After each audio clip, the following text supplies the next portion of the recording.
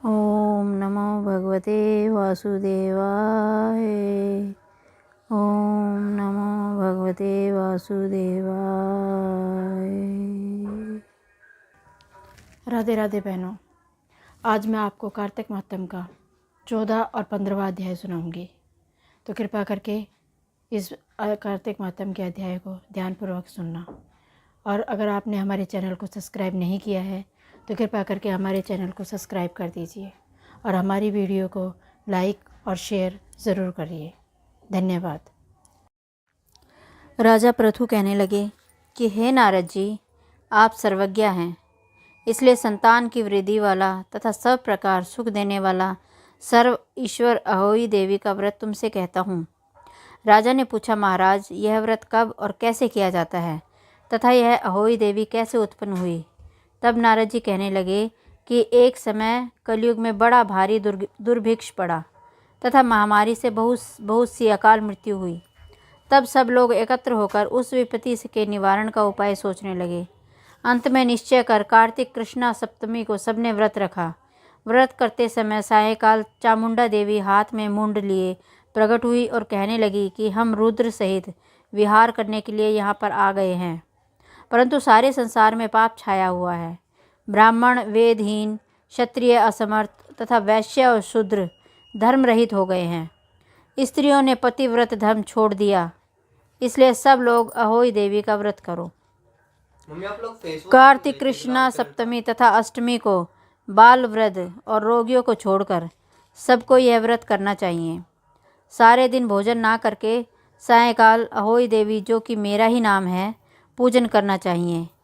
अपने मकान को गोबर और मिट्टी से लीपें। द्वार पर 4 रंगों काला, पीला, हरा और लाल इससे मेरी मूर्ति बनाएं। अच्छे सुंदर पकवान बनाकर मेरी पूजा करें। तभी एक धीवर की स्त्री कहने लगी कि हे माता, हम नीच लोगों का कर्तव्य भी बतलाइए। तब देवी ने कहा कि तुम मेरे भक्त हो, सो सब लोग मेरा पूजन करके तेरी संतान को पूजेंगे तो उनकी पूजा सफल होगी, अन्यथा नहीं। मेरी पूजा के बाद कुम्हारिन तथा मालिन की पूजा होगी। ऐसा कहकर देवी अंतर्ध्यान हो गई। नारद जी कहने लगे कि हे राजन, इस प्रकार देवी के कथा अनुसार सबने व्रत और पूजन किया तो सबके संकट दूर हो गए और सारा संसार सुखी हो गया। राजा पृथु ने श्री नारद जी से पूछा कि हे मुनि, कार्तिक मास तथा एकादशी तिथि सबसे उत्तम क्यों मानी गई है? तब नारद जी कहने लगे कि हे राजन, जो प्रश्न तुमने आज मुझसे पूछा है वही प्रश्न एक समय श्री सत्यभामा ने किया था, और जो कुछ उत्तर श्री कृष्ण जी ने सत्यभामा को दिया था वही मैं तुमसे कहता हूँ। एक समय श्री सत्यभामा जी ने श्री कृष्ण जी से पूछा कि भगवान, जब सभी मास और तिथियाँ बराबर हैं तब उनमें से कार्तिक मास व एकादशी तिथि क्यों उत्तम मानी गई है? तब श्री कृष्ण जी ने कहा, हे प्रिय, समुद्र का पुत्र शंख नाम वाला एक दैत्य था। वह दैत्य इतना बलवान था कि उसने इंद्रादि देवताओं को स्वर्ग से निकालकर उनका स्थान स्वयं ले लिया। सब लोग उनके डर के मारे अपने बाल बच्चों सहित पर्वतों की कंदराओं में चले गए। तब उस दैत्य ने सोचा कि मैंने देवताओं का स्थान तो ले लिया है, लेकिन वे जीते नहीं गए हैं। सो ऐसा प्रतीत होता है कि देवता वेद मंत्रों से ही बलवान हैं, इसलिए मंत्रों वेदों को हर ले जाऊं। जब उसने ऐसा विचारा तो वेद डर के मारे समुद्र में चले गए। तब ब्रह्मादिक सब देवता संसार को वेदहीन समझकर भगवान विष्णु की शरण में गए और उनको जगाने के लिए नमस्कार कर सब सामग्रियों से भगवान का पूजन किया। तब भगवान प्रसन्न होकर देवताओं से कहने लगे कि हे देवताओं, हम तुमसे अति प्रसन्न हैं, अतः शंख आदि दैत्यों को मारकर चारों वेदों को ले आएंगे। परंतु आज से वेद बीज मंत्रों सहित कार्तिक मास में जल में रहेंगे। तब कार्तिक मास में जो कोई जल में स्नान करेगा उसको यज्ञ के अंत में समान फल मिलेगा और उसके समस्त विघ्न दूर हो जाएंगे। आप लोगों ने क्योंकि एकादशी के दिन हमको जगाया है, अतः यह तिथियों में एकादशी अधिक मान्य होगी। कार्तिक तथा एकादशी के व्रत हमको अति प्रिय हैं। इतना कहकर भगवान मछली का रूप धारण कर विंध्याचल में निवास करने वाले कश्यप जी की अंजलि में आ गए। कश्यप जी ने उनको कमंडल में डाल दिया। जब कमंडल भर गया तो मत्स्य रूप होकर भगवान कहने लगे कि हमको कोई बड़ा स्थान दे। तब कश्यप जी ने उनको समुद्र में डाल दिया। जब भगवान समुद्र में भी लगे तब मत्स्यावतार भगवान शंकरासुर दैत्यों को मारकर बद्री नारायण के आश्रम में आ गए। यहाँ आकर भगवान ने देवताओं से कहा कि हमने शंखासुर को मार दिया है। साथ ही ऋषियों से कहा कि आप लोग जाकर समुद्र में से वेदों को ढूंढ लो, तब हम देवताओं सहित प्रयाग में निवास करेंगे। तब ऋषियों ने वेदों को 6 अंगों, एक छंद, व्याकरण, कोश, वैदिक, ज्योतिष और स्मृति सहित तपोबल द्वारा समुद्रों में से ढूंढ लिया। जिस वेद का जो भाग जिस ऋषि को मिला, तब से वह भाग उसी ऋषि का माना गया। फिर सब ऋषि इकट्ठे होकर देवताओं के पास आ गए। तत्पश्चात ब्रह्मादिक देवताओं ने यहाँ पर अश्वमेघ यज्ञ किया। तब प्रयागराज तीर्थराज कहा जाने लगा। यहाँ पर स्नान, दान, यज्ञ आदि करने से अनेक जन्मों के पाप नष्ट हो जाते हैं। 14वां अध्याय समाप्त।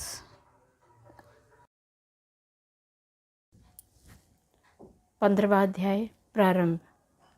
राधे राधे। राजा पृथु कहने लगे कि हे नारद जी, भक्त वत्सल भगवान की पूजा का इतिहास सुनाइए। तब नारद जी बोले कि हे राजन, एक पुरातन इतिहास कहता हूँ, सो सुनो।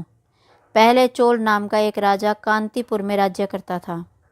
उसके राज्य में सारी प्रजा अत्यंत सुखी थी। एक समय वह राजा बड़े बड़े मणि मुक्तों से भगवान की पूजा करके वही मंदिर में बैठ गया। उसी समय उसी नगर के विष्णु शर्मा नाम वाले ब्राह्मण ने बहुत से तुलसी दल और जल से भगवान पर चढ़ाए। मणिमुक्ता आदि ढक गए। यह देख राजा ने कुछ क्रोधित होकर ब्राह्मण से कहा कि हे विष्णु शर्मा, तुमको पूजा का कुछ भी ज्ञान नहीं है। तुमने मणिमुक्ताओं से की गई मेरी पूजा की शोभा को तुलसी दलों से ढककर समाप्त कर दिया है। तब विष्णु शर्मा कहने लगा कि हे राजन, तुम अभिमान से युक्त हो, इसी कारण भगवान की पूजा को नहीं जानते। ब्राह्मण के वचन सुनकर राजा बड़े गर्व से कहने लगा, हे ब्राह्मण, मैं सबके सामने कहता हूँ कि देखे भगवान की भक्ति करके तुम पहले स्वर्ग में जाते हो या मैं जाता हूँ। इतना कहकर राजा ने गुंगल ऋषि को आचार्य बनाकर बड़े बड़े यज्ञ आरंभ कर दिए। साथ ही ब्राह्मणों को बहुत सा द्रव्य दान देने लगा। विष्णु शर्मा भी सदा की भांति भगवान का पूजन करता रहा। उसने 5 नियम लिए। माघ तथा कार्तिक के व्रत, तुलसी वन रोपण, एकादशी का व्रत तथा ओम नमो भगवते वासुदेवाय इस मंत्र का जाप। साथ ही दिन रात भगवान का कीर्तन करने लगा। चलते फिरते, उठते बैठते सदैव भगवान का स्मरण करता रहा। एक समय भोजन करता। एक दिन विष्णु शर्मा ने रसोई बनाई तो कोई पाक उठाकर ले गया। उसने फिर रसोई नहीं बनाई कि सायंकाल का व्रत भंग ना हो जाए, और भूखा ही सो रहा था। इस प्रकार 7 दिन बीत गए। यद्यपि विष्णु शर्मा भूख से व्याकुल हो गया, परंतु सत्संग के भंग हो जाने के भय से दूसरी बार रसोई नहीं बनाई।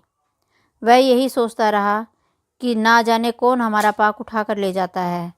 ऐसा विचार कर वह एक स्थान पर में छुप कर बैठ गया।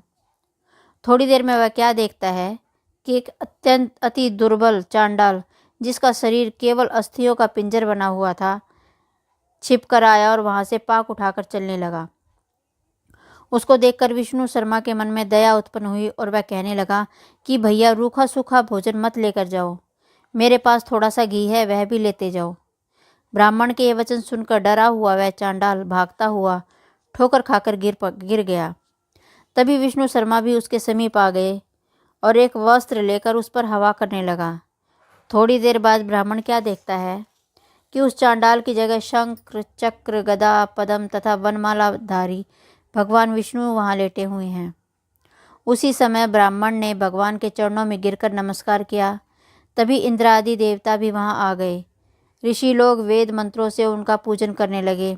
तब भगवान ने स्नेहपूर्वक उस ब्राह्मण का आलिंगन किया और उसको सास्वरूप मुक्ति प्रदान की। तत्पश्चात अपने साथ विमान में वैकुंठ को ले गए। यह चरित्र देखकर चोल राजा अत्यंत दुखी हुआ और उसने आचार्य गुंगल ऋषि को बुलाया और कहा कि यह सब क्या हो रहा है, जिसके द्वेष के कारण हमने यह यज्ञ आदि की, वह तो वैकुंठ को जा रहा है, और क्या हमारे यज्ञ दान आदि सब निष्फल हो गए हैं। इससे यही सिद्ध होता है कि भगवान यज्ञ आदि से नहीं, केवल भक्ति से ही प्रसन्न होते हैं। राजा आजीवन ब्रह्मचारी रहा था, इस कारण उसके कोई संतान नहीं थी।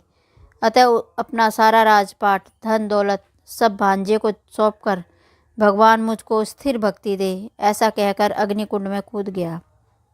राजा के अग्निकुंड में कूदते ही भगवान अग्निकुंड में प्रकट हो गए और उसका आलिंगन कर उसे सात स्वरूप मुक्ति प्रदान करी। इसके पश्चात विष्णु भगवान ने विष्णु शर्मा को पुण्यशील तथा चोल राजा को सुशील नामक अपना द्वारपाल बना लिया। 15वां अध्याय समाप्त।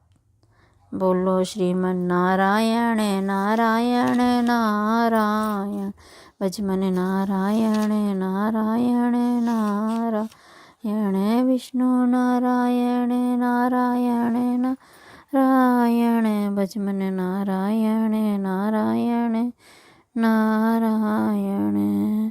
जो नारायण नाम लेते हैं, जो नारायण नाम लेते हैं, भव से पार उतारायण। श्रीमन नारायण नारायण नारायण, भजमन नारायण नारायण नारायण।